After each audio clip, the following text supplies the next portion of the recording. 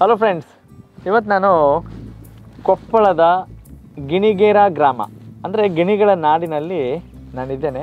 ಕೆರೆ ಅಭಿವೃದ್ಧಿ ಸೇವಾ ಟ್ರಸ್ಟ್ ಅದರ ಜವಾಬ್ದಾರಿಯನ್ನು ವಹಿಸ್ಕೊಂಡಿರುವಂಥ ಅನಿಲ್ ಅವರು ನಮ್ಮ ಜೊತೆಗಿದ್ದಾರೆ. ಅವ್ರ ಜೊತೆ ನಾವು ಯಾಕೆ ಮಾತನಾಡಬೇಕಾಗಿದೆ ಅಂದರೆ, ಈಗೇನು ನೀವು ನೋಡ್ತಾ ಇದ್ದೀರಲ್ಲ, ಗವಿಶ್ರೀ ಬೋಟಿಂಗ್ ಸೆಂಟರ್ನ ವತಿಯಿಂದ ಒಂದು ವಿಹಾರಕ್ಕೆ ಬಂದಿದ್ದೀವಿ ನಾವಿಲ್ಲಿ. ಅದರ ವಿಶೇಷತೆ ಗಮನಿಸಿದರೆ ಬಹಳ ಖುಷಿ ಆಗುತ್ತೆ. ನೀವು ಕೂಡ ಇಲ್ಲಿ ವಿಸಿಟ್ ಮಾಡ್ಬೋದು ಅಂತ ನನಗೆ ಪ್ರಾಂಪ್ಟಾಗಿ ಅನ್ನಿಸ್ತಾ ಇದೆ. ಹಾಗಾಗಿ ನಾವು ಅನಿಲ್ ಅವ್ರನ್ನ ವೆಲ್ಕಮ್ ಮಾಡ್ತಾ ಮಾತನಾಡ್ಸೋಣ. ಅನಿಲ್ ಅವರೇ ನಮಸ್ಕಾರ. ಸರ್ ನಮಸ್ಕಾರ sir. Thanks for inviting me here. Yes sir, thank you sir. ಈಗ ಈ ಗಿಣಿಗೇರ ಗ್ರಾಮದಲ್ಲಿ ನಾವು ಬಹಳಷ್ಟು ವಿಶೇಷತೆಗಳು ನೋಡಬೇಕು ಅಂತ ಬಂದ್ವಿ. ಓಕೆ. ಅದರಲ್ಲಿ ಈ ಬೋಟಿಂಗ್ ಸೆಂಟರ್ ನೋಡಿದ್ವಿ, ಬಹಳ ಆಕರ್ಷಕವಾಗಿತ್ತು. ಈ ಕೆರೆ ಅಭಿವೃದ್ಧಿ ನೋಡಿ ಇದು ಎಷ್ಟು ವರ್ಷ ಆಯಿತು, ಏನು ಕತೆ ಅನ್ನೋ ಒಂದು ತಿಳ್ಕೊಳ್ಳೋ ಕುತೂಹಲ ನನಗೆ. Okay sir. ಸರ್, ಇದು ಒಂದು ಗಿಣಿಗೇರಿ ಗ್ರಾಮದ ಒಂದು ಬಹಳ ಪುರಾತನದ ಒಂದು ಕೆರೆ ಇದು. ಹಾಂ ಹಾಂ. ನಮಗೆ ನೆನಪಿರೋ ಒಂದು 200-300 ವರ್ಷದ ಹಿಂದಿನ ಕೆರೆ ಇದು. ಓಕೆ. ಇದು ಸುಮಾರು 260 ಎಕರೆಗಿಂತ ಜಾಸ್ತಿ ಇದೆ. ಇದು ನಮ್ದೇನಿದು ಕೆರೆ ಏನು ನಮಗೆ ಕಾಣ್ತಾ ಇದೆ, ಸುಮಾರು 260 ಎಕರೆಗಿಂತ ಜಾಸ್ತಿನೇ ಇದೆ. Okay okay okay. ಈ ಒಂದು ಕೆರೆ ನಾವೆಲ್ಲ ಚಿಕ್ಕವ್ರು ಇರ್ಬೇಕಾದಾಗ ನಮ್ಮ ಊರಲ್ಲಿ ಗಿಣಿಗೆರೆ ಕೆರೆ ಇರೋದಷ್ಟೇ ಗೊತ್ತು. ನಾವು ಕೆರೆ ಕೋಡ್ ಹೊಡೆದಾಗೆ ಮುಂದ್ಗಡೆ ಇರೋಂಥ ಒಂದು ಅರ್ಧ ಎಕರೆ ಮಾತ್ರ ಕೆರೆ ತುಂಬಿರೋದು ಕಾಣ್ತಾ ಇತ್ತು. ನೀರು ಕಟ್ಟೆಯಿಂದ ಕೆಳಗಡೆ ಬೀಳ್ತಾ ಇತ್ತು, ಕೆರೆ ಕೋಡ್ ತುಂಬಿದೆ ಅಂತ ಗೊತ್ತಾಗ್ತಾ ಇತ್ತು. ಬಟ್ 2019ರಲ್ಲಿ ಕೋವಿಡ್ ಅಂತ ಒಂದು ಮಾರಕ ಒಂದು ಏನು ರೋಗ ಬಂತು. ಆ ಸಮಯದಲ್ಲಿ ಒಂದು ನಮ್ಮ ನಡೆದಾಡುವ ದೇವರಂತೆ ನಾವೇನು ಕರೆದಾಡ್ತೀವಿ, ಶ್ರೀ ಗವಿಸಿದ್ದೇಶ್ವರ ಮಠದ ಒಂದು ಸ್ವಾಮೀಜಿಯವರು ಒಂದು ಸಂಕಲ್ಪವನ್ನು ಮಾಡ್ತಾರೆ. ಈ ವರ್ಷ ನಾವು ಕೋವಿಡ್ ಇಂದ ಜಾತ್ರೆ ಮಾಡ್ಲಿಕ್ಕೆ ಆಗೋದಿಲ್ಲ, ಈ ವರ್ಷ ನಾವು ಜಾತ್ರೆಯನ್ನ ಗಿಣಿಗೇರಿ ಕೆರೆಯಲ್ಲಿ ಮಾಡೋಣ ಅಂತೇಳಿ ಒಂದು ತೀರ್ಮಾನ ಮಾಡಿ ಒಂದು ಘೋಷಣೆ ಮಾಡ್ತಾರೆ ಪತ್ರಿಕಾ ಮಾಧ್ಯಮದಲ್ಲಿ. ಆ ತರ ಹೇಳಿದಾಗ ಎಲ್ಲರಿಗೂ ಒಂದು ಶಾಕ್, ಜಾತ್ರೆ ಅಂದ್ರೆ ಏನಾಗುತ್ತೆ ಇಲ್ಲಿ ಎಲ್ಲರಿಗೂ ಒಂದು ಆಯ್ತು. ಒಂದು ಕುತೂಹಲಕದಿಂದ ಒಂದು ಸ್ಟಾರ್ಟ್ ಮಾಡ್ತಾರೆ. ಫೆಬ್ರವರಿ 2021ರಲ್ಲಿ ಈ ಒಂದು ಕೆಲಸ ಸ್ಟಾರ್ಟ್ ಆಗುತ್ತೆ ಕೋವಿಡ್ ಟೈಮಲ್ಲಿ.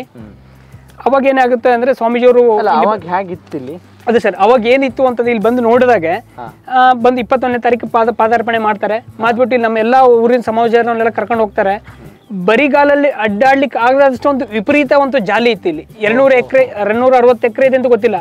ನಾವು ಚಪ್ಪಲ್ ಹಾಕೊಂಡು ಶೂಸ್ ಹಾಕೊಂಡು ಅಡ್ಡಾಡ್ಲಿಕ್ಕೆ ಹಿಂದರಿಸ್ತಾ ಇದ್ವಿ. ಬಟ್ ಸ್ವಾಮೀಜಿಯವರು ತಮ್ಮ ಪಾದದಿಂದ ಇಡೀ ಒಂದು ಕೆರೆಯನ್ನು ಸುತ್ತಾಕ್ತಾರೆ. ಹೆಂಗ್ ಹೋಗ್ತಾರಂತ ನಮಗೆ ಒಂದು ದೇವ ಶಕ್ತಿ ಅಂತ ಅನ್ಕೋಬಹುದು. ಆ ಒಂದು ಕಂಟೆ ಜಾಲಿಗಳು ಹೋಗ್ಲಿಕ್ಕೆ ಇಲ್ಲಿಂದ ಒಂದು 10 ಫೀಟ್ ಇನ್ನೊಂದು ಯಾರಿದ್ರೆ ಅಂತ ಕಾಣಂಗಿಲ್ಲ, ಅಷ್ಟು ದಟ್ಟವಾದಂತ ಕಾಡು ಇದು. ಅಂತ ಸಮಯದಲ್ಲಿ ಈ ಒಂದು ಕರೆಗೆ ಕೊಟ್ಟು ಇಲ್ಲ ಈ ತರ ಮಾಡಿದ್ರೆ ಅನುಕೂಲ ಆಗುತ್ತೆ, ಇದು ನಾನೆಲ್ಲ ಪ್ಲಾನ್ ಮಾಡಿದೀನಿ ಅಂತೇಳಿ ಅದಕ್ಕೆ ಕರೆ ಕೊಡ್ತಾರೆ. ಅದಕ್ಕೆಲ್ಲ ಊರಿನವರು ಅದಕ್ಕೆ ಕೈ ಜೋಡಿಸ್ತಾರೆ. ಕೈ ಜೋಡಿಸಿದ್ಮೇಲೆ 21ನೇ ತಾರೀಕು ನಾವು ಒಂದು ಭೂಮಿ ಪೂಜೆ ಮಾಡ್ತೀವಿ. ಆ ಭೂಮಿ ಪೂಜೆನ ಅವರಿವರನ್ನದೇ ಗ್ರಾಮದ ಸುತ್ತಮುತ್ತ 15 ಗ್ರಾಮದ ಎಲ್ಲ ಯುವಕರಾಗಿರ್ಲಿ, ಹಿರಿಯರಾಗಿರ್ಲಿ, ಆಮೇಲೆ ಸುತ್ತಮುತ್ತಲು ಇರುವಂತ 28 ಕಾರ್ಖಾನೆ ಆಡಳಿತ ವರ್ಗದವರೆಲ್ಲ ಇದಕ್ಕೆ ಸೇರ್ತಾರೆ. ಸ್ಟಾರ್ಟ್ ಆದಾಗ ಆಯ್ತು, ಇದಕ್ಕೆ ವೆಹಿಕಲ್ಗಳು ಬೇಕಾಗ್ತವೆ, JCBಗಳು ಬೇಕು, ಯಂತ್ರಗಳು, ದೊಡ್ಡ ದೊಡ್ಡ ಮಷಿನ್ಗಳು ಬೇಕು, ಇಷ್ಟು ದೊಡ್ಡ ಜಾಲಿಗಳು ಇದೆ ಅಂತ ಅಂದಾಗ ಸ್ವ ಇಚ್ಛೆಯಿಂದ ಸ್ವಾಮೀಜಿ ಅವರ ಒಂದು ಕರೆಗೆ ಎಷ್ಟು ಸುತ್ತಮುತ್ತಲಿರುವಂತ 15-20 ಹಳ್ಳಿಯಲ್ಲಿರುವಂತ JCBಗಳು ಓನರ್ಗಳು ಆಗಿರ್ಬೋದು, ಇಟಾಚಿ ಓನರ್ಗಳು ಆಗಿರ್ಬೋದು, ಟಿಪ್ಪರ್ ಓನರ್ಗಳು ಆಗಿರ್ಬೋದು, ಟ್ರ್ಯಾಕ್ಟರ್ ಓನರ್ಗಳು ಆಗಿರ್ಬೋದು, ಗೈಡರ್ ಆಗಿರ್ಬೋದು, ಪ್ರತಿ ಯಾವುದೇ ಒಂದು ಉಪಕರಣಗಳು ಏನಿದಾವೆ ಸ್ವಂತ ಖರ್ಚಿನಲ್ಲಿ ಸರ್ 5 ದಿನ ನಾವು ಸೇವೆ ಮಾಡ್ತೀವಿ, 15 ದಿನ ಸೇವೆ ಮಾಡ್ತೀವಿ, 20 ದಿನ ಸೇವೆ ಮಾಡ್ತೀವಿ ಅಂತ ಅವರೇ ಸ್ವಯಂವಾಗಿ ಘೋಷಣೆ ಮಾಡ್ತಾರೆ. ಆ ಘೋಷಣೆ ಮಾಡಿದ್ಮೇಲೆ ಆ ಒಂದು ತೀರ್ಮಾನಕ್ಕೆ ಬಂದ್ವಿ. ಸೊ ನೀವೆಷ್ಟು ಜನ ಘೋಷಣೆ ಮಾಡಿದಿರೋ, ಸೊ ನಿಮಗೆ ಲಾಸ್ ಆಗ್ಲಾರ್ದಂಗೆ ಡ್ರೈವರ್ಗೆ ನಾವು ಭತ್ತವನ್ನು ಕೊಡ್ತೀವಿ, ನೀವು ಓಡಿದಂತ ಖರ್ಚಿಗೆ ನಾವು ಡೀಸೆಲ್ ಅನ್ನು ನಾವು ಕೊಡ್ತೀವಿ ಅಂತ ತೀರ್ಮಾನ ಮಾಡಿದ್ವಿ. ಅಂದ್ರೆ ಆ ಒಂದು ನಿಷ್ಕಲ್ಮಶ ಕರೆಗೆ ಕಲ್ಮಶವಾದಂತ ಕೆರೆ ಶುಚಿ ಆಗುತ್ತೆ. ಫಸ್ಟ್ ದಿನ ಸ್ಟಾರ್ಟ್ ಆಗಿದ್ದು 25 JCBಗಳು ಬರ್ತವೆ ಒಟ್ಟಿಗೆನೆ. ಕಡಿಮೆ ಅಂದ್ರೆ ಒಂದು 60 ಟಿಪ್ಪರ್ಗಳು ಕೆಲಸ ಮಾಡ್ತವೆ, 15-20 ಇಟಾಚಿಗಳು ಕೆಲಸ ಮಾಡ್ತವೆ. ಅದರಲ್ಲಿ 110 ಇರ್ಬೋದು, 400 ಇರ್ಬೋದು, 600 ಇರ್ಬೋದು, ಎಲ್ಲಾ ತರ ಇಟಾಚಿಗಳು ಇಲ್ಲಿಗೆ ಬರ್ತವೆ. ಕೆರೆಗೆ ಪ್ರತಿದಿನನೂ ಬರ್ತಾ ಇರ್ತೀವಿ. ಯಾರು ಕರೆದವರು ಯಾರು ಗೊತ್ತಿಲ್ಲ, ಸೇವೆ ಮಾಡ್ಲಿಕ್ಕೆ ಬರ್ತಾ ಇದೀವಿ. ಬರ್ತಾರೆ, ಗಾಡಿ ಅನ್ಲೋಡ್ ಆಗುತ್ತೆ, ಸ್ಟಾರ್ಟ್ ಮಾಡ್ತಾನೆ ಇರ್ತಾರೆ. ಆ ಟೈಮಲ್ಲಿ ನಾನು ಒಂದು ಡೀಸೆಲ್ ಮತ್ತು ಅಕೌಂಟ್ ಡಿಪಾರ್ಟ್ಮೆಂಟ್ ನಾನು ವಹಿಸ್ಕೊಂಡಿದ್ದೆ. ಸ್ವಾಮೀಜಿಯವರು ನನಗೆ ವಹಿಸಿದ್ರು. ಕಂಪ್ಲೀಟ್ ಡೀಸೆಲ್ ಡಿಪಾರ್ಟ್ಮೆಂಟ್ ಆಗಿರಲಿ, ಅಕೌಂಟ್ ಡಿಪಾರ್ಟ್ಮೆಂಟ್ ಆಗಿರಲಿ. ಇದಕ್ಕೆ ನಾವು ಸ್ಟಾರ್ಟ್ ಮಾಡಿದಾಗ ದೇಣಿಗೆ ಅಂತ ಸ್ಟಾರ್ಟ್ ಮಾಡಿದ್ವಿ. ಊರಲ್ಲಿ ಒಂದು ಪಾದಯಾತ್ರೆ ಮಾಡ್ತೀನಿ, ಪಾದಯಾತ್ರೆ ಮೂಲಕ ಇದನ್ನು ಸ್ಟಾರ್ಟ್ ಮಾಡೋಂತ ಸ್ವಾಮೀಜಿಯವರು ಪಾದಯಾತ್ರೆ ಮಾಡಿದ್ದಾರೆ. ನಾವೆಲ್ಲರೂ ಒಂದು ಪಾದಯಾತ್ರೆ ಮೂಲಕ ಒಂದು ಕಾಣಿಕೆ ಡಬ್ಬೆಯನ್ನು ಮಾಡೋಣ ಅಂತೇಳಿ ಒಂದು 15-20 ಕಾಣಿಕೆ ಡಬ್ಬೆಗಳನ್ನು ಮಾಡಿ ಜನರಿಂದ ಸೇವೆ ತಗೋಣಂತ. ಅವ್ರು 5 ರೂಪಾಯಿ ಹಾಕ್ಲಿ, 10 ರೂಪಾಯಿ ಹಾಕ್ಲಿ, 1000 ರೂಪಾಯಿ ಹಾಕ್ಲಿ, ಕಾಣಿಕೆ ತೊಗೊಂಡ್ಬಿಟ್ಟು ಇನ್ನು ಸ್ಟಾರ್ಟ್ ಮಾಡಿದ್ರೆ, ಸ್ಟಾರ್ಟ್ ಮಾಡಿದಾಗಿಂದನೂ ಅಲ್ಲಿಂದ ಘೋಷಣೆ ಆಗಿದ್ದರಿಂದ 1.5 ಲಕ್ಷ ಒಂದು ದಿನನೇ ಆಯಿತು. ಸ್ಟಾರ್ಟ್ ಆಗಿ ನಮ್ದು ಮುಗಿಯೋದ್ರೊಳಗೇನೆ 1.5 ಕೋಟಿ ರೂಪಾಯಿ ಹಣ ರೂಪದಲ್ಲಿ ಬಂದ್ರೆ, ಇನ್ನ 2.5 ಕೋಟಿ ರೂಪಾಯಿ ನಮಗೆ ಸಲಕರಣೆಗಳು ಏನೋ ಮಷಿನ್ಸ್ ಗಳಿಂದ ನಮಗೆ ಬಂತು. ಟೋಟಲ್ 3.5 ಕೋಟಿ ರೂಪಾಯಿ ಒಂದು ಇದು ಅಮೌಂಟ್ ವೆಚ್ಚದಲ್ಲಿ ಈ ಒಂದು ಕೆರೆ ಅಭಿವೃದ್ಧಿ ಆಗುತ್ತೆ. ನಾವು ಪ್ರತಿದಿನ ಏನು ಸಂಕಲ್ಪ ಇಟ್ಕೊಂಡು ಕೆರೆ ಅಭಿವೃದ್ಧಿ ಈ ಸಂಕಲ್ಪ ಮಾಡೋ ಉದ್ದೇಶ ಇಷ್ಟನೇ. ಸುತ್ತಮುತ್ತ ಹಳ್ಳಿಯಲ್ಲಿ ಬಹಳ ವರ್ಷಗಳಿಂದ ಈ ಕೆರೆ ತುಂಬಿರ್ಲಿಲ್ಲ. ಕೆರೆ ತುಂಬಿರ್ಲಾರ್ದಕ್ಕೆ ಸುತ್ತಮುತ್ತ ಒಂದು 15-20 ಹಳ್ಳಿಗಳಿಗೆ ಬೋರ್ವೆಲ್ ವಾಟರ್ ಬರ್ತಾ ಇರಲಿಲ್ಲ. ಇಷ್ಟು ದೊಡ್ಡ ಕೆರೆ ಇದೆ, 260 ಎಕರೆ ಕೆರೆ ಇದೆ, ಡೆವಲಪ್ ಮಾಡಿದರೆ ಇಡೀ ಸುತ್ತಮುತ್ತ 15-20 ಎಕರೆ ಹಳ್ಳಿಯವರಿಗೆ ನೀರಾವರಿಗೆ ಅನುಕೂಲ ಆಗುತ್ತೆ ಅಂತ ಸ್ವಾಮೀಜಿ ಮಾಡಿದರು. ಆ ಕೆರೆಗೆ ಆ ರೈತಾಕಿ ಜನಗಳು ತಾವು ಬೆಳೆದಂಥ ಹೊಲದಲ್ಲಿ ಬೆಳೆದಂಥ ತರಕಾರಿಗಳನ್ನ ಇಲ್ಲಿ ಒಂದು ದಾಸೋಹ ನಡೆಯುತ್ತೆ. ಪ್ರತಿ ವರ್ಷ ಇನ್ನು ಕೊಪ್ಪಳ ಜಾತ್ರೆಯಲ್ಲಿ ದಾಸೋಹ ನಡೆಯುತ್ತೆ. ಆ ಒಂದು 60 ದಿನ ದಾಸೋಹ ಇಲ್ಲಿ ನಡೆಯುತ್ತೆ. ಪ್ರತಿದಿನ ಬೆಳಗ್ಗೆ, ಮಧ್ಯಾಹ್ನ, ರಾತ್ರಿ ಸ್ವಯಂ ಪ್ರೇರಿತವಾಗಿ ದವಸ ಧಾನ್ಯಗಳನ್ನು ತಂದು ಕೊಡೋದಾಗಿರ್ಲಿ, ತರಕಾರಿಗಳನ್ನು ತಂದಾಗಿರ್ಲಿ, ಹಾಲುಗಳು ತಂದು ಕೊಡೋದಾಗಿರ್ಲಿ, ಪ್ರತಿದಿನನೂ ಆತರ ಅದು ಎಷ್ಟೋ ಧಾನ್ಯಗಳು ಇದಕ್ಕೆ ಸೇವಾ ಮನೋಭಾವದಿಂದ ಸರ್ ಪ್ರತಿದಿನ ಕಡಿಮೆ ಅಂದ್ರೆ 500-600 ಜನ ಊಟ, 500-600 ಜನ ಊಟ ಆಗ್ತಾ ಇತ್ತು. ಸ್ವಾಮಿ ಹೌದು ಸರ್, ಹೌದು. ಸ್ವಾಮೀಜಿಯವರು ಪ್ರತಿದಿನ 2-3 ಬಾರಿ ಇಲ್ಲಿ ವಿಸಿಟ್ ಮಾಡ್ತಾ ಇದ್ರು. ಬೆಳಗ್ಗೆ ಏನಾಗ್ತಾ ಇದೆ, ಮಧ್ಯಾಹ್ನ ಏನಾಗ್ತಾ ಇದೆ, ಸಾಯಂಕಾಲ ಏನಾಗ್ತಾ ಇದೆ ಅಂತ. ಇದರ ಜೊತೆಗೇನೆ ಅವರ ಬೆನ್ನೆಲುಬಾಗಿ ನಿಂತ ನಮ್ಮ CPI ವಿಶ್ವನಾಥ್ ಹಿರೇಗೌಡರು, ಆ ಟೈಮಲ್ಲಿ ಕೊಪ್ಪಳ ಗ್ರಾಮೀಣ ಠಾಣೆಗೆ ಅವರು CPI ಆಗಿದ್ರು. ಇಷ್ಟು ಅವರೊಂದು ಪೊಲೀಸ್ ಕರ್ತವ್ಯವನ್ನು ಮರೆತು ಸ್ವಾಮೀಜಿ ಅವರ ಬೆನ್ನೆಲುಬಾಗಿ ಅವರ ಒಂದು ಪ್ರತಿದಿನ 3 ಟೈಮ್ಸ್ ಅವ್ರು ಕೂಡ 3 ಟೈಮ್ಸ್ ಬರ್ತಾ ಇದ್ರು ಆಸ್ ಎ CPI ಆಗಿ. ಅವ್ರ ಮೇಲಧಿಕಾರಿಗಳು ಅವ್ರಿಗೆ ಬಹಳನೇ ಸಪೋರ್ಟ್ ಕೊಟ್ಟು ಈ ಒಂದು ಕಾರ್ಯಕ್ಕೆ ಬಹಳನೇ ಅವ್ರಿಗೆ ಶ್ಲಾಘನೆ ನಾವು ಸಲ್ಲಿಸ್ತಾ ಇದ್ದೀವಿ.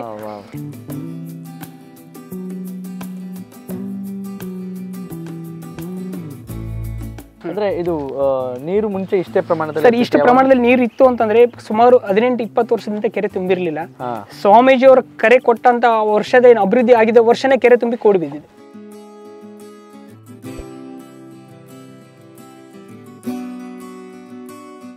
ಕಂಪ್ಲೀಟ್ ಮಳೆ ನೀರೇನ? ಕಂಪ್ಲೀಟ್ ಮಳೆ ನೀರು ಸರ್. ಇದು ಯಾವುದೇ ಒಂದು ಡ್ಯಾಮ್ ಸರೌಂಡಿಂಗ್ ನಮಗೆ ನೀರಲ್ಲಿ ನಿಯರೆಸ್ಟ್ ಬೈ ಒಂದು 18 ಕಿಲೋಮೀಟರ್ ನಮಗೆ ತುಂಗಭದ್ರಾ ಡ್ಯಾಮ್ ಇದೆ. ಅಲ್ಲಿಂದ ಎಕ್ಸಸ್ ಆಗಿರೋ ನೀರು ನಮಗೆ ಇಲ್ಲಿ ಬರೋದಿಲ್ಲ. ಇಲ್ಲಿಂದ ನಮಗೆ ಕಿನ್ನಾಳ ಗ್ರಾಮದಲ್ಲಿ ಒಂದು ಹಿರೇಹಳ್ಳದ ಗ್ರಾಮ ಇದೆ, ಅಲ್ಲಿ ಒಂದು ಚೆಕ್ ಡ್ಯಾಮ್ ಇದೆ, ಅಲ್ಲಿ ತುಂಬಾಗಿರೋದು ಕೂಡ ನೀರು ಇಲ್ಲಿಗೆ ಬರೋದಿಲ್ಲ. ಈ ಕಂಪ್ಲೀಟ್ ಸುತ್ತಮುತ್ತ ಬಂದಿರೋಂಥ ಮಳೆ ನೀರಿಂದ ಇಲ್ಲಿ ಸೇಕರಣೆ ಆಗುತ್ತೆ. ಆಮೇಲೆ ಈ ಒಂದು ಇಲ್ಲಿ ಸರೌಂಡಿಂಗ್ ಒಂದು 20-25 ಕಾರ್ಖಾನೆಗಳು ಇದೆ. ಆ ಕಾರ್ಖಾನೆಗಳು ವೇಸ್ಟ್ ನೀರು ಕೂಡ ಇಲ್ಲಿ ಸೇರಿಲಾರ್ದಂಗೆ ಸ್ವಾಮೀಜಿ ಅವರು ಕರೆ ಕೊಟ್ಟಿದ್ದಾರೆ. ಹೇಗೆ ಅದನ್ನ ನಿರ್ವಹಿಸ್ತಾ ಇದ್ದಾರೆ? ಇಲ್ಲಿವರೆಗೂ ಇಲ್ಲಿ ಕೆರೆ ಇದೆ, ನೀರಿದೆ ಅಂತ ಯಾರಿಗೂ ಗೊತ್ತಿರಲಿಲ್ಲ. ಇವಾಗ ನೀರು ತುಂಬಿದ್ಮೇಲೆ ಎಲ್ಲರಿಗೂ ಇದು ಇಷ್ಟು ದೊಡ್ಡ ಕೆರೆ ಇದೆ, ನೀರು ಯುಟಿಲೈಸ್ ಮಾಡಬಹುದು. ಬಟ್ ಇದಕ್ಕೆ ಯಾವುದಕ್ಕೂ ಅನುಕೂಲತೆ ಇಲ್ಲ.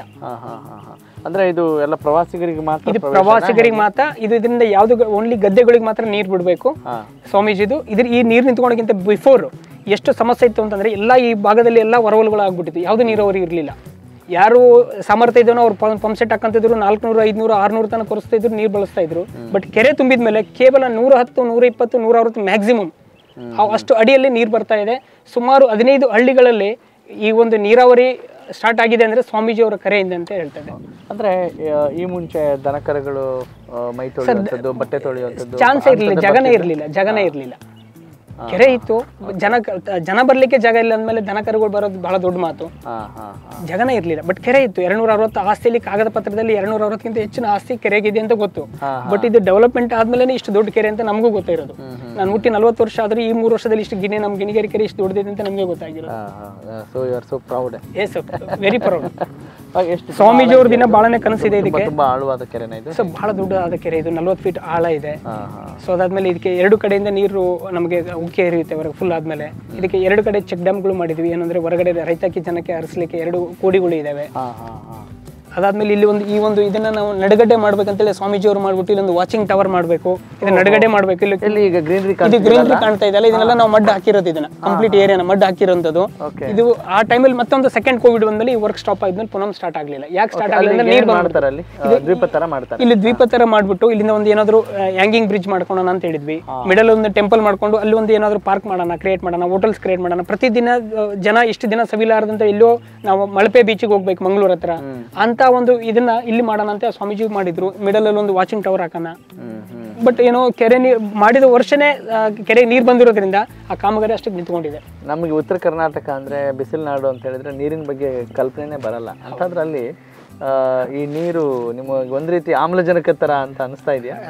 ಬ್ಯೂಟಿಫುಲ್. ಬೆಳಗ್ಗೆ ನೋಡಿ ಇಷ್ಟು ಜನಕ್ಕೆ ನಮಗೆ ಇಲ್ಲಿ ವಾಯು ವಿಹಾರಕ್ಕೆ ಯಾರಿಗೂ ಅನುಕೂಲತೆ ಇರಲಿಲ್ಲ. ಬರೀ ಸುತ್ತರದು ಕಾರ್ಖಾನೆಗಳು, ಅದ್ರ ಧೂಳನೇ ಒಂದು ಸಮಸ್ಯೆ ಆಗ್ಬಿಟ್ಟಿತ್ತು. ಈ ಒಂದು ಕೆಲಸ ಆದ್ಮೇಲೆ ಪ್ರತಿನಿತ್ಯ ದಿನ ಬೆಳಗ್ಗೆ ಮತ್ತು ಸಾಯಂಕಾಲ ಈವನ್ ಲೇಡೀಸ್ ಕೂಡ ಇಲ್ಲಿ ವಾಕಿಂಗ್ ಮಾಡ್ತಾ ಇದ್ದಾರೆ. ಅದಾದ್ಮೇಲೆ ಈ ಒಂದು ಕೆಲಸಕ್ಕೆ ನಮ್ಮ ಸುತ್ತಮುತ್ತಲ ಕಾರ್ಖಾನೆಯಲ್ಲಿ ಕೆಲಸ ಮಾಡುವಂತ ಕಾರ್ಮಿಕರು ಒಂದು ದಿನದ ಸ್ಯಾಲರಿನ ಇದಕ್ಕೆ ದೇಣಿಗೆ ಕೊಟ್ಟಿದ್ದಾರೆ. ಹೌದಾ? ಹೌದು. ಎಲ್ಲ ಸುತ್ತಮುತ್ತಲ ಇರುವಂತ ಎಲ್ಲಾ ಫ್ಯಾಕ್ಟರಿಗಳಲ್ಲಿ ಇರುವಂತ ದುಡಿಯಂತವ್ರು ಒಂದು ದಿನದ ಅವ್ರ ವೇತನವನ್ನು ಇದಕ್ಕೆ ಸಮರ್ಪಣೆ ಮಾಡಿದ್ದಾರೆ. ಅದ್ರ ಜೊತೆ ಜೊತೆಗೆ ಎಲ್ಲ ಎಂಪ್ಲಾಯೀಸ್ನು ಅವರೇ ಆಡಳಿತ ವರ್ಗದವರು ಪ್ರತಿ ಒಂದು ದಿನದ ಸ್ಯಾಲರಿಯನ್ನು ಎಲ್ಲ ಎಂಪ್ಲಾಯೀಸ್ ಡಿಡಕ್ಟ್ ಮಾಡಿ ಇದಕ್ಕೆ ಸೇವೆ ಮಾಡಿದ್ದಾರೆ. ಓಕೆ, ಹೇಗೆ ಇಲ್ಲಿ ಎಂಟ್ರಿ ಫೀ ಇಲ್ಲ ಯಾವ ರೀತಿ ಪ್ರವೇಶ ಸರ್ ಹಿಂಗಿದೆ ಸರ್. ಇದಕ್ಕೆ ಇಲ್ಲಿ ನಮ್ಮ ಹೊಸಪೇಟೆ ಸ್ಟೀಲ್ಸ್ ಅಂತೇಳಿ ಸ್ಟೀಲ್ಸ್ ಫ್ಯಾಕ್ಟ್ರಿ ಇದೆ. ಇವರು ಈ ಒಂದು ಟೋಟಲ್ 4.5 ಕಿಲೋಮೀಟರ್ನ ಬಂಡಿನ ಒಂದು ಕಂಪ್ಲೀಟ್ ಫೆನ್ಸಿಂಗ್ ಅನ್ನು ಅವ್ರು ಮಾಡಿಕೊಟ್ಟಿದ್ದಾರೆ ಫ್ರೀ ಆಫ್ ಕಾಸ್ಟ್ ಅಲ್ಲಿ. ಅದ್ರ ಜೊತೆಗೇನೆ ಕಿರ್ಲೋಸ್ಕರ್ ಫೆರಸ್ ಇದೆ. ಆ ಕಿರ್ಲೋಸ್ಕರ್ ಫೆರಸ್ ಅವರು ಸುಮಾರು 6 ಟಿಪ್ಪರ್ಗಳು 60 ದಿನಗಳ ಕಾಲ 2 ಇಟಾಚಿ 4 ಟಿಪ್ಪರ್ಗಳನ್ನು ಸೇವೆ ಸಲ್ಲಿಸಿದ್ದಾರೆ. ಅದರ ಜೊತೆಗೇನೆ MSPL ದವರು ಇಲ್ಲಿ ಒಂದು ಚಿಕ್ಕ ಮಕ್ಕಳಿಗೆ ಆಟ ಆಡ್ಲಿಕ್ಕಾಗಿ ಒಂದು ಏನು ಚಿಲ್ಡ್ರನ್ಸ್ ಪಾರ್ಕ್ ಮಾಡಿಕೊಟ್ಟಿದ್ದಾರೆ. ಆ ಚಿಲ್ಡ್ರನ್ಸ್ ಪಾರ್ಕ್ ಅನ್ನ ಕಂಪ್ಲೀಟ್ ವೆಚ್ಚವನ್ನು MSPL ದವರು ಮಾಡಿದ್ದಾರೆ. ಅದ್ರ ಜೊತೆಗೇನೆ ಇದಕ್ಕೆಲ್ಲ ಸೋಲಾರ್ ಲೈಟ್ಸ್ಗಳಿದೆ. 31 ಸೋಲಾರ್ ಲೈಟ್ಸ್ಗಳನ್ನು ಅಳವಡಿಸಿಕೊಟ್ಟಿದ್ದಾರೆ. ಅದರ ಜೊತೆ ಸಿಮೆಂಟ್ ಫ್ಯಾಕ್ಟ್ರಿ ಅವರು ಇದೆ. ಸಿಮೆಂಟ್ ಫ್ಯಾಕ್ಟ್ರಿ ಅವರು ತಮ್ಮಲ್ಲಿ ಸಿಮೆಂಟ್ ಇದೆ ಅಂತ ಹೇಳ್ಬಿಟ್ಟು ಎಲ್ಲ ಸಿಮೆಂಟ್ ವರ್ಕ್ಗಳು ಏನೇನು ಬರುತ್ತೆ ಆ ರೂಮ್ಗಳಾಗಿರ್ಬೋದು, ಒಂದು ವೇದಿಕೆ ನಿರ್ಮಾಣ ಆಗಿರ್ಬೋದು, ಚಿನ್ನಕ್ಕೆ ಪುಟ್ಟ ಎಲ್ಲ ಒಂದು 18 ರಿಂದ 20 ಲಕ್ಷ ಸುಮಾರನ್ನ ಅವ್ರು ಮಾಡಿಕೊಟ್ಟಿದ್ದಾರೆ ಸಿಮೆಂಟ್ ಫ್ಯಾಕ್ಟ್ರಿ ಅವರು. ಸರ್ ಇದನ್ನ ನೆನ್ಸ್ಕೊಂತ ಹೋದ್ರೆ ಹೇಳಲಿಕ್ಕೆ ಬಹಳ ದೊಡ್ಡದಿದೆ. ಬೆಳಗ್ಗೆ ಎಷ್ಟೊತ್ತಿಂದ ಸರ್? ಬೆಳಗ್ಗೆ ಇಲ್ಲಿ ನಮಗೆ ಇಲ್ಲಿ ಬೋಟಿಂಗ್ ಸ್ಟಾರ್ಟ್ ಆಗೋದು 8:30 9 ಗಂಟೆ ಸ್ಟಾರ್ಟ್ ಆಗುತ್ತೆ. ಸಂಜೆ 5:30 6 ಗಂಟೆ ತನಕ ಬೋಟಿಂಗ್ ಇರುತ್ತೆ. ಈ ಬೋಟಿಂಗ್ ಸೆಂಟರ್ನ ಕ್ಯಾಪ್ಟನ್ ಆಗಿರುವಂತ ನಾಗರಾಜ್ ಅವರು ನಮ್ಮ ಜೊತೆಗಿದ್ದಾರೆ. ನಾಗರಾಜ್ ಅವರು ನಮಸ್ಕಾರ. ನಮಸ್ಕಾರ ಹೇಳಿ ಸರ್. ತಾವು ಹಿಂಗೆ ಎಷ್ಟು ಖುಷಿಯಾಗಿದ್ದೀರಾ? ಏನು ಕತೆ, ಏನೇನು ನಿಮ್ಗೆ ಚಾಲೆಂಜಸ್ ಇರುತ್ತಿಲ್ಲಿ? ಏನಿಲ್ಲ ಸರ್, ಮಕ್ಕಳು ಬಂದಾಗ ಸ್ವಲ್ಪ ಚೆನ್ನಾಗಿ ಸ್ಲೋದಲ್ಲಿ ಓಡಿಸ್ಬೇಕಾಗುತ್ತೆ. ನೀವು ಒಬ್ಬರೇ ಮೇಂಟೈನ್ ಮಾಡೋದಾ ಇಲ್ಲ? ಇಲ್ಲ ಸರ್, ಇನ್ನೊಬ್ರು ಇದ್ದಾರೆ. ಇಬ್ಬರು ಇರ್ತೀವಿ ಇಲ್ಲಿ. ಹೌದಾ? ಒಬ್ರು ಬೋಟ್ ಇಡ್ಲಿಕ್ಕೆ ಅದಕ್ಕೆ ಇದಕ್ಕೆ ಬೇಕಾಗುತ್ತಲ್ಲ. ಓಕೆ, ಅಂದರೆ ಬೆಳಗ್ಗೆ ಎಷ್ಟೊತ್ತಿಂದ ಎಷ್ಟೊತ್ತು? 8:30ರಿಂದ 5:30ರಿಂದ 6 ಗಂಟೆ. ಬೆಳಗ್ಗೆ 8:30ಯಿಂದ ಸಂಜೆ 6 ಗಂಟೆವರೆಗೂ? 6 ಗಂಟೆ.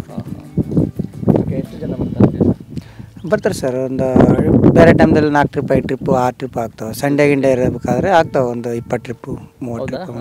ಬೇರೆ ಊರುಗಳಿಂದೆಲ್ಲ ಬರ್ತಾರೆ? ಬರ್ತಾರೆ ಸರ್. ಇದು ಕೊಪ್ಪಳದಿಂದ ಬರ್ತಾರೆ, ಈ ಕಡೆ ಗಂಗಾವತಿಲಿಂದ ಬರ್ತಾರೆ, ಹೊಸಪೇಟೆಲಿಂದನೂ ಬರ್ತಾರೆ. ಓಕೆ, ನೀವು ಇದೇ ಊರಾ? ಇಲ್ಲ ಸರ್, ನಮ್ಮ Mudgal sir. Mudgal. Okay okay. ನೀವು ಏನೇನು ಮಾಡ್ಕೊಂಡಿದ್ದೀರಿ ಮುಂಚೆ? ನಮ್ದು ಇದೇ ಕೆಲಸ. ನಾನು 92ರಿಂದ ಇದೆ ಬೋಟ್ ಗೋವಾದಲ್ಲೆಲ್ಲ ಇದೇ ವರ್ಕ್ ಮಾಡಿ ಸರ್. ಅದೇ ವರ್ಕ್ ಮಾಡ್ತೀನಿ ಸರ್. ಆಗಲಿ, ಥ್ಯಾಂಕ್ ಯು.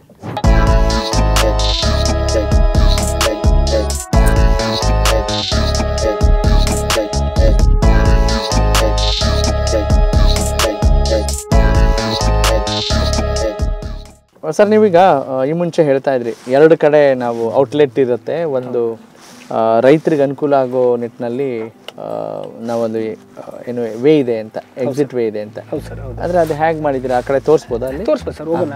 ಆ ಭಾಗಕ್ಕೆ ಹೋಗೋಣ್ರಿ.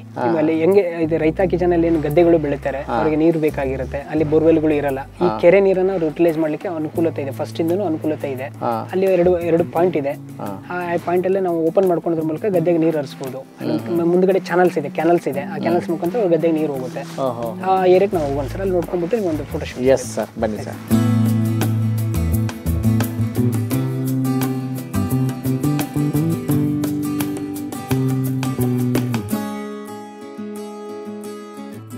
ಇಲ್ಲಿ ಏನು ಹಕ್ಕಿಗಳ ವಿಹಾರ ಕೂಡ ಚೆನ್ನಾಗಿದೆ ಅನ್ಸುತ್ತಲ್ಲ? ಜಾಸ್ತಿ ಹಕ್ಕಿಗಳಿದ್ದಂಗೆ ಕಾಣ್ತದೆ. ಬಹಳ ಚೆನ್ನಾಗಿದೆ ಸರ್. ಸಂಜೆ ಟೈಮಲ್ಲಿ ಸಾಯಂಕಾಲ 4 ಗಂಟೆಯಿಂದ 6 ಗಂಟೆವರೆಗೆ ಬೇರೆ ಬೇರೆ ಜಾತಿಯ ವಲಸೆಯಿಂದ ಬಂದಂತ ಪಕ್ಷಿಗಳು ಸುಮಾರು ಒಂದು 15ರಿಂದ 20 ಜಾತಿಯ ಪಕ್ಷಿಗಳನ್ನ ನಾವು ಇಲ್ಲಿ ನೋಡಬಹುದು. ಹೌದಾ? ಅಲ್ಲೇನು ನಮಗೆ ನಡುಗಡೆ ಅಂತ ಇದೆ. ಅಲ್ಲಿ ಸುಂದರವಾದ ಬೆಳೆದಂತ ಒಂದು ದಟ್ಟಾದ ಒಂದೊಂದು ಗಿಡಗಳಿದೆ. ಸುಮಾರು ಒಂದು 2 ರಿಂದ 3 ಸಾವಿರ ಪಕ್ಷಿಗಳಲ್ಲಿ ವಾಸವಾಗಿರ್ತವೆ. ಅಂದ್ರೆ ಬೇರೆ ದೇಶದಿಂದ ಬಂದಿರುವಂತದ್ದ? ಬೇರೆ ಬೇರೆ ಕಡೆಯಿಂದ ಬಂದಿರಂತ ಸರ್. ಬಹಳ 18 ರಿಂದ 20 ಜಾತಿಯ ಒಂದು ಪಕ್ಷಿಗಳನ್ನೆಲ್ಲ ನಾವು ನೋಡಬಹುದು. ವಲಸೆ ಬೇರೆ ಬೇರೆದಿಂದ ವಲಸೆ ಬಂದಿರಂತ ಪಕ್ಷಿಗಳು ಇದಾವೆ. ನಾವು ಇಷ್ಟೆಲ್ಲ ಬರ್ತಾ ಇತ್ತು ಫಸ್ಟ್ ಇಂದ ಅಂತ ಹೇಳ್ತಾ ಇದ್ರು, ಬಟ್ ನೋಡ್ಲಿಕ್ಕೆ ನಮ್ಗೆ ಅನುಕೂಲತೆ ಇರ್ಲಿಲ್ಲ. ಬಟ್ ಇದು ಈ ತರ ಇದೆಲ್ಲ ಅಭಿವೃದ್ಧಿ ಆದ್ಮೇಲೆ, ಈ ಒಂದು ಬೋಟಿಂಗ್ ಸ್ಟಾರ್ಟ್ ಆದ್ಮೇಲೆ, ಆ ಒಂದು ಸ್ಥಳಕ್ಕೆ ನಾವು ಹೋದ್ಮೇಲೆ ಗೊತ್ತಾಗುತ್ತೆ ಎಷ್ಟು ತರದ ಒಂದು ಜಾತಿಯ ಪಕ್ಷಿಗಳು ಇಲ್ಲಿ ನಾವು ಇಲ್ಲಿ ಸೇರ್ಕೊಡಕೊಂಡಿದ್ದೇವೆ ಅಂತ ಹೇಳಿ. ಅಂದ್ರೆ ಇಲ್ಲಿ ಆಹಾರಕ್ಕೆ ಒತ್ತಿದೆ, ವಿಹಾರಕ್ಕೆ ಒತ್ತಿದೆ, ವಿಚಾರಕ್ಕೂ ಒತ್ತಿದೆ, ಎಲ್ಲ ಇದೆ. ನೀವು ಹೇಳ್ತಾರೋ ಆ ಉತ್ಸಾಹ ಗಮನಿಸ್ತಾ ಇದ್ದೆ. ಬಹಳ ಖುಷಿಯಿಂದ ಏನು ಈ ಮಠದ ಬಗ್ಗೆ ಬಹಳ ಭಕ್ತಿಯಿಂದ ಮಾತನಾಡ್ತಿದ್ದೆ ಸರ್. ಯಾಕಂದ್ರೆ ಯಾರು ಮಾಡದ ಒಂದು ಸಾಧನೆಯನ್ನ, ಯಾರು ಮಾಡದ ಅಭಿವೃದ್ಧಿಯನ್ನ ಒಂದು ನಡೆದಾಡುವ ದೇವರ ಸ್ವಾಮೀಜಿಯವರ ಒಂದು ಕರೆಗೆ ಮಾಡಿದಾರಲ್ಲ, ಅದು ಇದು ಎಲ್ಲೂ ಅವರು ಬಳಸಕ್ಕೆ ಎಲ್ಲಿ ಇಷ್ಟಪಡಕ್ಕೂ ಬಿಡಲ್ಲ ಸರ್. ಯಾವುದೇ ಒಂದು ಮಾಡ್ಬೇಕಾದ್ರೆ ನಾವು ಫೋರ್ಸಿಬ್ಲಿ ನಾವು ಯೂಸ್ ಮಾಡಿರ್ತೀವಿ ವಿನಃ ಅವ್ರಿಗೆ ಗೊತ್ತಿತ್ತು ಅಂದ್ರೆ ಅದನ್ನ ಅಲ್ಲಿಗೆ ಸ್ಟಾಪ್ ಮಾಡಿ ಅಂತ ಹೇಳ್ತಾರೆ. ಇದನ್ನ ಗವಿಶ್ರೀ ಬೋಟಿಂಗ್ ಇಟ್ಟು ಸ್ವಾಮೀಜಿಯವರು ಎಲ್ಲಿ ಹೇಳಿಲ್ಲ. ಸೊ ಅವ್ರ ಗಮನಕ್ಕೆ ಬರಲಾರ್ದೆ ನಾವು ಹೆಸರುಗಳನ್ನು ನಾವು ಕೊಟ್ಟಿದ್ದೀವಿ.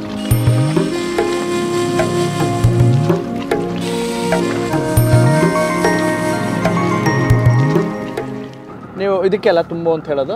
ತುಂಬು ಔಟ್ಲೆಟ್ಗೆ. ಓಕೆ ಸರ್, ಈ ಒಂದು ಕೆರೆಯಲ್ಲಿ 2 ತುಂಬುಗಳು ಇದೆ. ಇದರ ವಿಶೇಷತೆ ಇಷ್ಟೇನೆ. ಅವೆರಡರಲ್ಲಿ ಇದೊಂದು ಕೂಡ ಒಂದಿದೆ. ಕೆರೆ ತುಂಬಿದಾಗ ಕೆರೆ ನೀರನ್ನು ಉಪಯೋಗಿಸಕ್ಕಾಗಿ ರೈತರಿಗೆ ಅನುಕೂಲ ಆಗ್ಲಿಕ್ಕಾಗಿ ಇವೆರಡು ತುಂಬುಗಳನ್ನು ಮಾಡಿರ್ತಾರೆ. ಈ ತುಂಬು ವಿಶೇಷತೆ ಏನು ಅಂತಂದ್ರೆ ಕೆರೆ ತುಂಬಿದಾಗ ರೈತಾಕಿ ಜನಗಳಿಗೆ ತಮ್ಮ ಬೆಳೆಯನ್ನು ಬೆಳಿಲಿಕ್ಕೆ ಈ ಒಂದು ತುಂಬಿನ ಮೂಲಕ ಅವರಿಗೆ ನೀರು ಹರಿಲಿಕ್ಕೆ ಅನುಕೂಲತೆ ಇರುತ್ತೆ. ಇಲ್ಲಿ ಕೆಳಗಡೆ ಒಂದು ಪ್ಲೇಟ್ ಇರುತ್ತೆ. ಸೊ ಯಾವಾಗ ನೀರು ಬೇಕು ಮುಂದ್ಗಡೆ ಕಾಲುವೆ ಇದೆ. ಇಲ್ಲಿ ನಾವು ಪ್ಲೇಟ್ಗಳನ್ನು ಮೇಲೆ ಎತ್ತಿರೋದ್ರಿಂದ ಇಷ್ಟು ಪ್ರಮಾಣದಲ್ಲಿ ಎಷ್ಟು ಪ್ರಮಾಣದಲ್ಲಿ ನೀರು ಬಿಡಬೇಕು ಆ ಪ್ರಮಾಣದಲ್ಲಿ ನಾವು ಅವರಿಗೆ ರೈತರಿಗೆ ನೀರು ಅನುಕೂಲ ಮಾಡಿಕೊಡ್ಬೋದು ನಾವು ಇಲ್ಲಿಂದ. ಸೊ ಅವ್ರಿಗೆ ಬೆಳೆ ತುಂಬಿದ ಮೇಲೆ ಮತ್ತೆ ನಾವು ಒಂದು ಕ್ಲೋಸ್ ಮಾಡುವ ಆಪ್ಷನ್ ಇದೆ. ಅದ್ರ ಜವಾಬ್ದಾರಿ ನೀವೇ ವಹಿಸ್ಕೊಂಡು ಜವಾಬ್ದಾರಿ ಇದಕ್ಕೊಂದು ತುಂಬಿನ ಜವಾಬ್ದಾರಿ ಬೇರೆ ಇದೆ ಸರ್. ಆಕ್ಚುಲಿ ಇದು ಒಂದು ಪೂರ್ವದಿಂದನೂ ಒಂದು ಮನೆತನದವ್ರು ಮಾಡ್ಕೊಂಡ್ ಬರ್ತಾ ಇದ್ದಾರೆ ಇದನ್ನ. ಅಂದ್ರೆ ಈಗ ಇದು ವರ್ಷದ 364 ದಿನನೂ ಎಲ್ಲ ಋತುಗಳಲ್ಲೂ ನೀರು ಇಷ್ಟೇ ಪ್ರಮಾಣದಲ್ಲಿ ಇರುತ್ತೆ? ಇಲ್ಲ ಸರ್, 2-3 ವರ್ಷದಿಂದ ನೀರು ಚೆನ್ನಾಗಿ ಮಳೆ ಕಡಿಮೆ ಇರೋದ್ರಿಂದ ಇಷ್ಟು ಇರಲಿಲ್ಲ. ಈ ವರ್ಷ ಅತಿಯಾದ ಮಳೆಯಿಂದ ಇಷ್ಟು ನೀರು ಚೆನ್ನಾಗಿದೆ. ಸ್ವಾಮೀಜಿಯವರು ಅಭಿವೃದ್ಧಿ ಮಾಡಿದ್ಮೇಲೆ 2 ವರ್ಷ ನೀರು ಹಿಂಗೆ ಇತ್ತು. ಅದಾದ್ಮೇಲೆ ಮಿಡಲಲ್ಲೇ 2 ವರ್ಷ ಕಡಿಮೆ ಆಗಿತ್ತು. ಈ ವರ್ಷ ಮತ್ತೆ ಅತಿ ಹೆಚ್ಚಿನ ನೀರು ಶೇಖರಣೆ ಇಲ್ಲಿ ಆಗಿದೆ. ಅಂದ್ರೆ ಬೇಸಿಗೆಯಲ್ಲಿ ಸ್ವಲ್ಪ ಕಡಿಮೆ ಆಗುತ್ತೆ. ಎದಕ್ಕೆ ಇಷ್ಟು ಕಡಿಮೆ ಆಗ್ತಾ ಇದೆ ಅಂದ್ರೆ ಹೊಸ ಬಂಡುಗಳನ್ನು ನಾವು ನಿರ್ಮಾಣ ಮಾಡಿದೀವಿ. ಎಲ್ಲೆಲ್ಲ ಲೀಕೇಜ್ ಇರುತ್ತೆ. ಒಂದು 4-5 ವರ್ಷ ಆಯ್ತು ಅಂದ್ರೆ ಅದೆಲ್ಲ ಬಂಡುಗಳೆಲ್ಲ ಕರೆಕ್ಟ್ ಪ್ರಮಾಣದಲ್ಲಿ ಗಟ್ಟಿ ಆದ್ಮೇಲೆ ನೀರಿನ ಸೋರಿಕೆ ಕಡಿಮೆ ಆಗುತ್ತೆ ನಮಗೆ. ಯಾಕಂದ್ರೆ ಈ ಒಂದು ಬಂಡೆ ಏನ್ ಕಾಣ್ತಾ ಇದೆ, ಈ ಬಂಡು ಮಾತ್ರ ಪುರಾತನ ಕಾಲದಿಂದ ಆಗಿರೋದು. ಇದನ್ ಬಿಟ್ಟು ಉಳಿದ ಯು ಶೇಪ್ ಅಲ್ಲಿ ಏನಿದೆ ಸುಮಾರು 4 ಕಿಲೋಮೀಟರ್ ಅದು ಎಲ್ಲ ಹೊಸದಾಗಿ ಮಾಡಿರೋಂಥ ಬಂಡು. ಹೊಸ ಬಂಡ ಆಗಿರೋದ್ರಿಂದ ಸೊ ನೀರಿನ ಒಂದು ಅಬ್ಸರ್ವೇಷನ್ ಬಹಳನೇ ಇರುತ್ತೆ. 260 ಎಕರೆ ಇದೆ ಸರ್. ಅಂದ್ರೆ ಅಂದಾಜಲ್ಲಿ ಎಷ್ಟು ಎಕರೆ ಜಮೀನಿಗೆ ಈ ನೀರು ಸಹಾಯ ಆಗ್ತಾ ಇದೆ ಸರ್? ಸುಮಾರು 15-20 ಹಳ್ಳಿಗಳಿಗೆ ಬೋರ್ವೆಲ್ ಇಂದ ಅಂತೂ ಬಹಳ ಎಕರೆಗಳು ಹೋಗ್ತಾ ಇದೆ. ಸುಮಾರು 2000 ಎಕರೆಗಳಷ್ಟು ಇದಕ್ಕೆ ನೀರಿನ ಬೋರ್ವೆಲ್ಗಳು ರೀಚಾರ್ಜ್ಗಳು ಆಗಿದೆ. ಬಟ್ ಈ ತುಂಬಿನಿಂದ ಸುಮಾರು ಒಂದು 200-300 ಎಕರೆಗಳಿಗೆ ಒಂದು ನೀರಾವರಿ ವ್ಯವಸ್ಥೆ ಆಗುತ್ತೆ. ಬಹಳ ಖುಷಿ ಆಯ್ತು ಅನಿಲ್ ಅವ್ರ ಜೊತೆ ಮಾತಾಡಿ. ಏನ್ ಹೇಳೋಕೆ ಇಷ್ಟಪಡ್ತೀರಿ ಈ ಸಂದರ್ಭದಲ್ಲಿ? ಎಷ್ಟು ಖುಷಿ ಇದೆ ಅನ್ನೋದು ಗೊತ್ತಾಗಿದೆ. ಏನಿಲ್ಲ ಸರ್, ಈ ನೀವು ಬಂದಿದ್ದು ನಮಗೆ ಬಹಳ ಖುಷಿ. ಒಂದು ಖುಷಿ ಏತಕ್ಕೆ ಅಂತಂದ್ರೆ ಬೇರೆ ಪ್ರವಾಸಿಗರು ಇಲ್ಲಿ ಬಂದು ಕೆರೆ ಅಭಿವೃದ್ಧಿ ನೋಡ್ಕೊಂಡು ಹಿಂಗಾಗಿದೆ ಅಂತ ಸ್ವಾಮೀಜಿ ಬಗ್ಗೆ ಅಥವಾ ಇಲ್ಲಿ ಊರಿನ ಬಗ್ಗೆ ಪ್ರಶಂಸನೆ ಸಿಗುತ್ತೆ. ಅದ್ರ ಜೊತೆಗೇನೆ ನೀವು ಈ ಡಿಪಾರ್ಟ್ಮೆಂಟ್ ಒಂದು ಅಭಿವೃದ್ಧಿಗಾಗಿ ಬಂದಿದ್ದೀರಾ. ಸೊ ನಮ್ಮ ಕೆರೆಯನ್ನ ಉನ್ನತ ಮಟ್ಟಕ್ಕೆ, ರಾಜ್ಯ ಮಟ್ಟಕ್ಕೆ, ರಾಷ್ಟ್ರ ಮಟ್ಟಕ್ಕೆ ಇದನ್ನ ಗುರುತಿಸಿ ಇನ್ನು ಹೆಚ್ಚಿನ ಅಭಿವೃದ್ಧಿ ಆಗ್ಲಿ ಅಂತ ಬಯಸೋಕೆ ನಿಮ್ಮ ಹತ್ರ ನಾವು ಬಯಸ್ತಾ ಇದೀವಿ.